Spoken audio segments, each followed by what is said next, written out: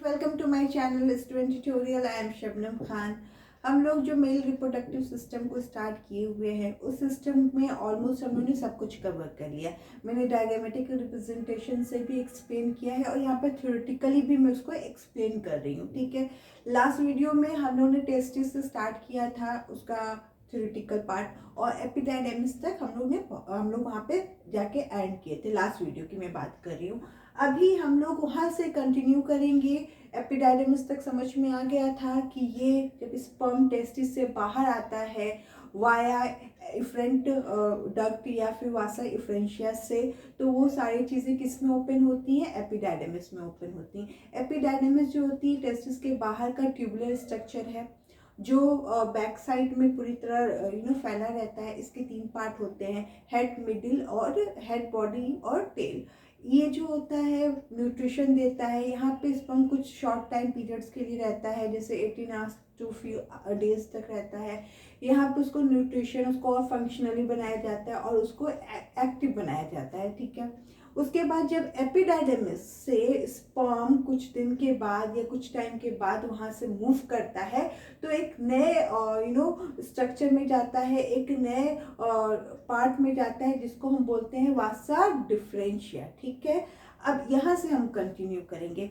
वासा differentia जो होती है जिसको हम स्पर्म डक्ट भी बोलते हैं। ठीक है, ये जो होती है स्पर्म को कैरी करती है, कहाँ से कैरी करती है? एपिडायडेमिस से कैरी करती है। ठीक है, इसको जब हम लोग ने डायग्राम में देखा था तो ये भी एक नैरो और लॉन्ग ट्यूबुलर स्ट्रक्चर होता है जो एपिडायडेमिस के टेल से स्टार्ट होता है और ये पूरा स्ट्रक्चर कहाँ पे गया रहता है? पूरा एब्डोमिनल कैविटी में जाता है। वहाँ पे यूरिनरी ब्लैडर्स जहाँ पे यूरिन इकट्ठा होता है उसके ऊपर से होते हुए ये वासा डिफरेंशिया जाके सेमाइनल डक्ट में ज्वाइंट होता है। ठीक है, चलो अभी हम लोग देख लें कि मैंने एक्चुअल में लिखा क्या है।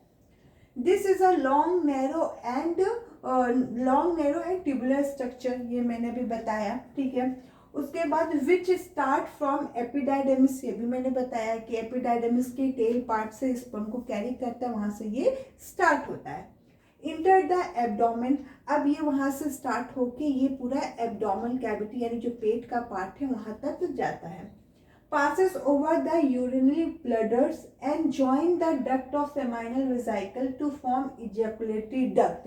यानी वासा डिफरेंशिया ही सेमिनल वेजाइकल के साथ, ये सेमिनल वेजाइकल से जो डक्ट निकलती है उसके साथ मिल के इजैकुलेटरी डक्ट बनाता है। इसको मैंने 1-2 वीडियोस पहले जो है इसको डायग्राम से भी समझाया था। ठीक है, तो ये जो है आई थिंक समझ में आ रहा होगा कि क्या है। ये वासा डिफरेंशिया को हम स्पर्म डक्ट भी कहते हैं। ये लॉन्ग, नैरो और ट्यूबुलर स्ट्रक्चर है जो एपिडायडेमिस के टेल पास से स्टार्ट होता है और इंटर करता है एब्डोमेन में, फिर passes over the urinary bladders and join the duct of seminal vesicle to form the ejaculatory duct। मैं इसको रब करती हूँ यहाँ पे। मैं आई थिंक ये समझ में लिखा जो है वो तो आ गया होगा। अब मैं इसको डायग्राम से फिर से समझाती हूँ। ठीक है, क्या है ना कि diagram is a very easy way to understand the anything. जो भी आपको समझना, अगर डायग्राम से समझा दो तो ज़्यादा समझ में आता है। तो ये था स्पर्म। ठीक है, जो एक सैक लाइक स्ट्रक्चर में थे जिसको स्कॉटल सैक कहते हैं। ठीक है, उसके अंदर है ये हमारा टेस्टिस है। टेस्टिस जो है कई पार्ट में डिवाइडेड है जिसको लोब्यूल कहते हैं। इस लोब्यूल के अंदर ट्यूबुलर स्ट्रक्चर है, 2-3 ट्यूबुलर स्ट्रक्चर है जिसको हम सेमिनिफेरस ट्यूब्यूल कहते हैं। उसमें लिडिक सेल है जो इंटरस्टिशियल सेल है, वो क्या करती है? टेस्टोस्टेरोन को प्रोड्यूस करती है। और सेमी जो ट्यूबुलर स्ट्रक्चर है सेमिनिफेरस ट्यूब्यूल्स, वो क्या करती है? स्पर्म का फॉर्मेशन करती है।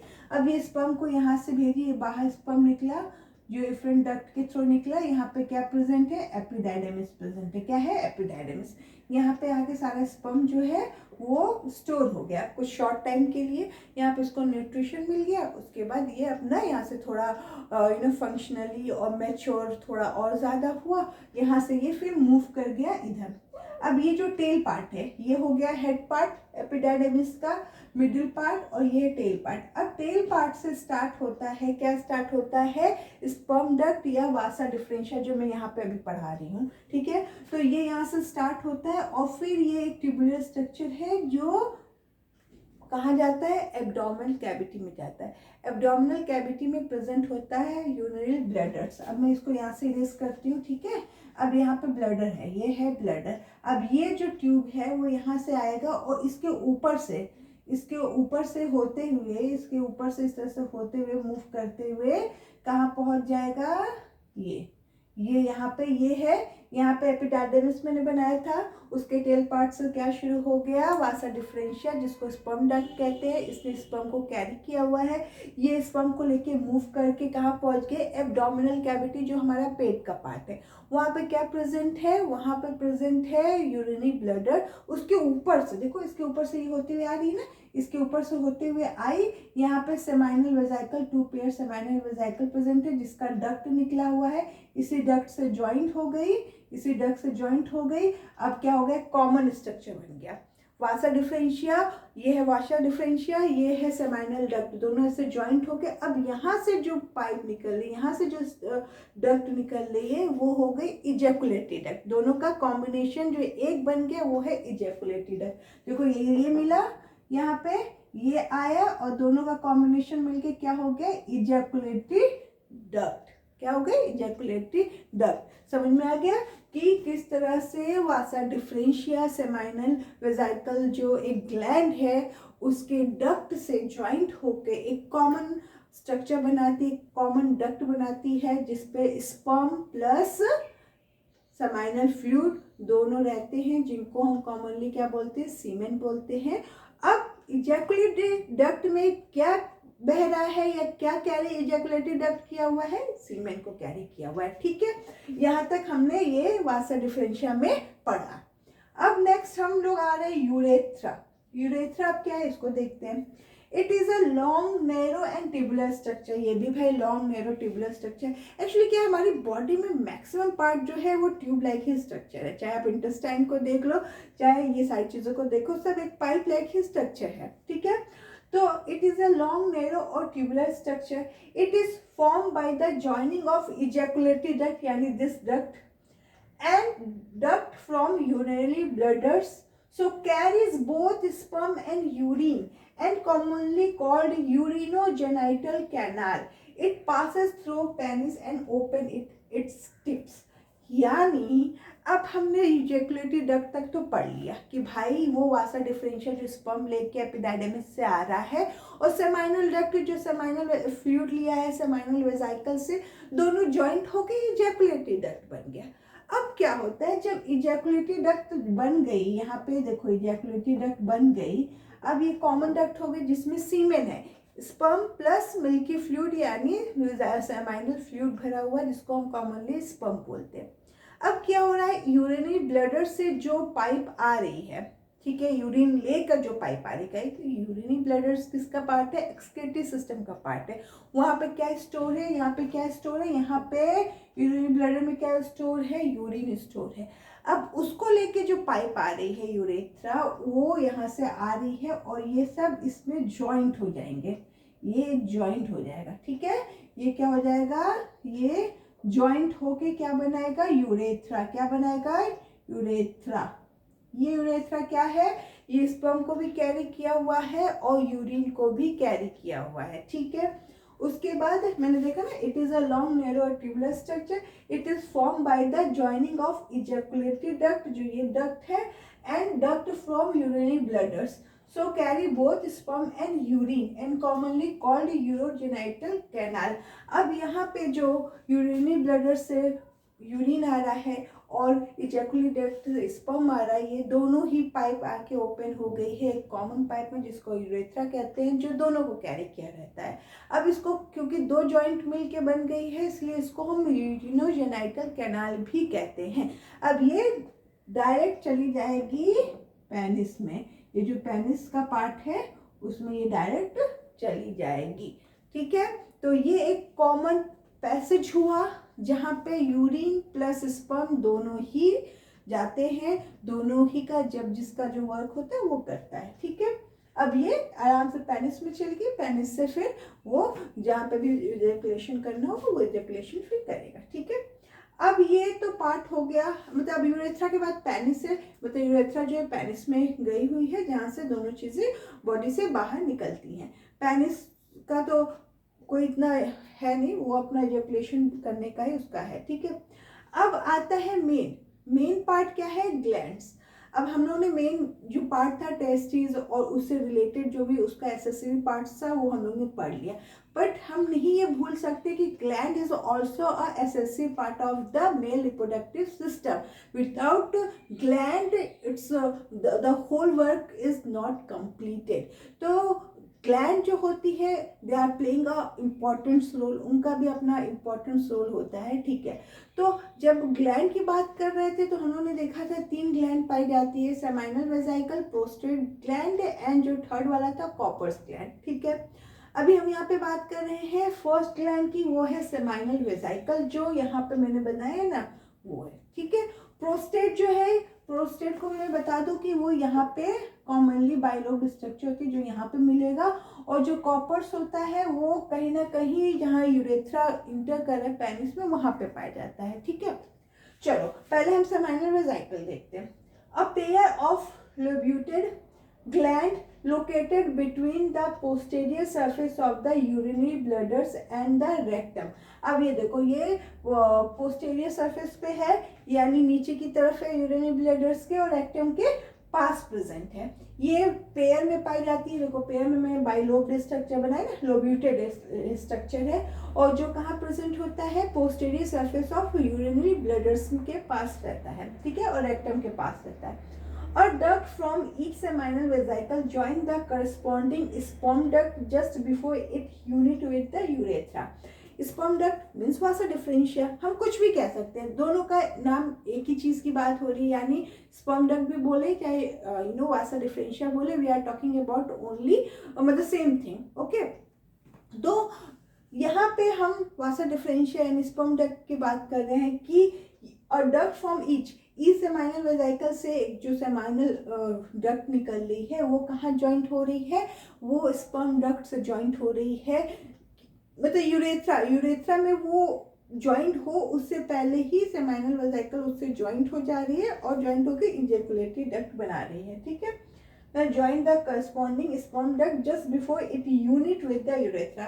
उससे पहले कि वो यूरेथ्रा जो मतलब यूरिनरी ब्लैडर से आ रहा है उससे वो ज्वाइन हो जाए, उससे पहले ही वो ज्वाइन हो जा रही है, ठीक है।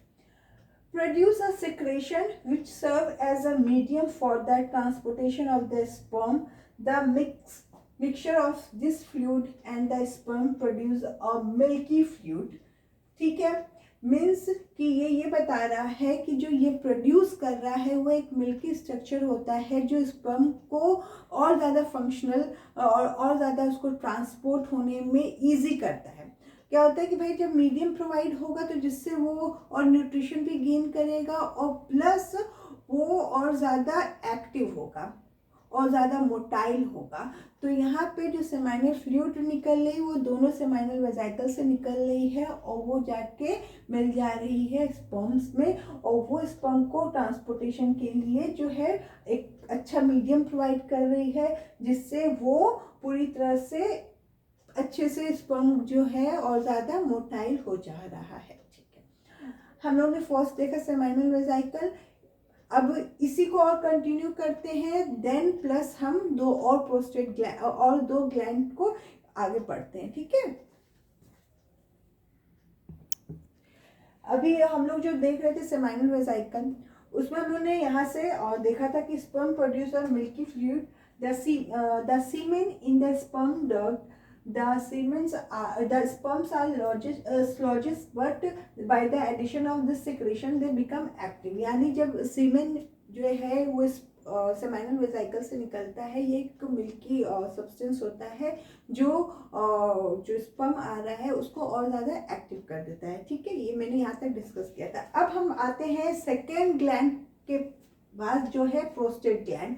प्रोस्टेट ग्लैंड जो होता है, जब मैंने स्ट्रक्चर ड्रॉ किया था तो ये जस्ट सेमिनल वेसिकल और जो इजैकुलेटरी डक्ट, मेनली जो इजैकुलेटरी डक्ट बन रही है जस्ट उसके नीचे की साइड में पाया जा रहा है, जो कहीं ना कहीं वो उसमें इजैकुलेटरी डक्ट में ओपन हो रहा है, ठीक है, वो ओपन हो रहा है और वो अपना भी मीडियम उसमें डाल रहा है, अपना भी जो फ्लूइड है उसको उसमें डाल रहा है। तो देखते हैं प्रोस्टेट ग्लैंड क्या है। A bilobed structure which surrounds the urethra close to its origin from the bladders. It pours an alkaline secretion into the semen as it passes through the urethra. It neutralizes acid in female's vagina. यानी prostate gland जो होता है, जैसे ही ejaculatory duct urethra से मिलने joint होने के पास रहती है, ये जस्ट वहीं पे पाया जाता है, जस्ट नीचे जो ब्लैडर है उसके जस्ट नीचे पाया जाता है। ये भी बाइलोब्ड स्ट्रक्चर होता है, ठीक है। ये अपना अल्कलाइन सिक्रेशन जो होता है, जो इजैकुलेटरी डक्ट में सीमेन आ रहा है फ्लो करके, उसमें भी अपना सिक्रेशन को डाल देता है, जिससे वो मीडियम को अल्कलाइन बना देता है। यानी पीएच जो होता है मोर देन 7 हो जाता है। पीएच यहाँ पे कितना हो जाता है, 7.5 हो जाता है। ये इसलिए होता है कि एक तो यूरिन भी उसमें पास हो रहा है यूरेथ्रा में, ठीक है, तो यूरिन जो होता है उसकी एसिडिटी को ये कम करता है। ऊपर से जब वो फीमेल वेजाइना में जा रहा है तो वहाँ पे भी फीमेल की जो एसिड कंटेंट है उसको भी ये कम करने के काम आता है। तो ये मीडियम को क्या बना रहा है, अल्कलाइन बना रहा है, जिसका पीएच है 7.5, ठीक है। अब उसके बाद आता है थर्ड ग्लैंड जो होता है कॉपर्स ग्लैंड। कॉपर्स ग्लैंड जो है, these are two small ovoid gland which open into the urethra just before it enters the penis. ये जस्ट यूरेथ्रा जो मैंने बनाया था उसके जस्ट पास पाया जाता है। ये भी अपने सिक्रेशन को मिक्स कर देता है। एक तो सीमेन हो गया, दूसरा पीएच अल्कलाइन हो गया उसका। उसके बाद जो थर्ड कॉर्पस ग्लैंड जब अपना सिक्रेशन डालता है, ये एक लुब्रिकेंट प्रोवाइड करता है इजैकुलेशन के टाइम। तो ये भी हम लोग ने डिस्कस किया था। तो ये सारी चीज़ें हम लोग ने ऑलरेडी डिस्कस कर चुकी है विथ डायग्राम। यहाँ पे जो है मैंने इसको नोट्स के फॉर्म में प्रोवाइड किया है। तो ये सब मिला के हम लोग ने आज मेल रिप्रोडक्टिव सिस्टम को कंप्लीट कर लिया है, ठीक है। अब जो नेक्स्ट हमारा वीडियो होगा वो है फीमेल रिप्रोडक्टिव सिस्टम। उसको हम देखेंगे, उसको भी अच्छे से स्टडी करेंगे। जब मेल रिप्रोडक्टिव सिस्टम और फीमेल रिप्रोडक्टिव सिस्टम दोनों ही कंप्लीट हो जाएगा तो मैं एक वीडियो इन दोनों के स्ट्रक्चर के ऊपर लूँगी, ठीक है। तो आज का जो टॉपिक था वो आज कंप्लीटली ख़त्म हो रहा है। नेक्स्ट जो होता है एक फ्रेश टॉपिक लेंगे जो है फीमेल रिप्रोडक्टिव सिस्टम। तो आई होप समझ में आया हो, क्योंकि ये चीज़ें मैंने ऑलरेडी बता रखी हैं तो ज़्यादा इतना कुछ बताने को नहीं है। तो आई होप आज का वीडियो समझ में आया हो। तो हमारे वीडियो को लाइक करें, चैनल को सब्सक्राइब करें। Thank you for watching.